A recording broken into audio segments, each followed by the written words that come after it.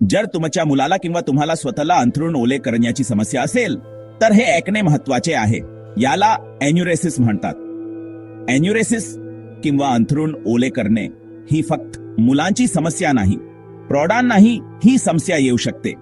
सामान्य कारणांमध्ये मूत्राशयाचा विकास उशिरा होणे, अनुवंशिकता आणि संप्रेरके जसे की अँटीडायुरेटिक संप्रेरकाची कमतरता यांचा समावेश होतो. गाढ झोप आणि तणाव देखील कारणे असू शकतात. ही लक्षणे काय आहेत? रात्रीच्या वेळी परंतु कधीकधी दिवसाही अनैच्छिकपणे लघवी होणे. वेगवेगळे प्रकार आहेत. रात्रीचा एन्युरेसिस रात्री होतो आणि दिवसाचा एन्युरेसिस दिवसा होतो. हा प्राथमिक असू शकतो जो बालपणापासून सुरू आहे किंवा दुय्यम जो काही काळ कोरडे राहिल्यानंतर सुरू होतो. जोखीम घटक: कुटुंबातील एखाद्या सदस्याला तीच समस्या असणे, विकासात्मक विलंब आणि भावनिक तणाव. एन्युरेसिस व्यवस्थापित करण्यासाठी आधार आणि दिनचर्या आवश्यक आहेत. सकारात्मक वातावरण निर्माण केल्याने खूप फरक पडतो.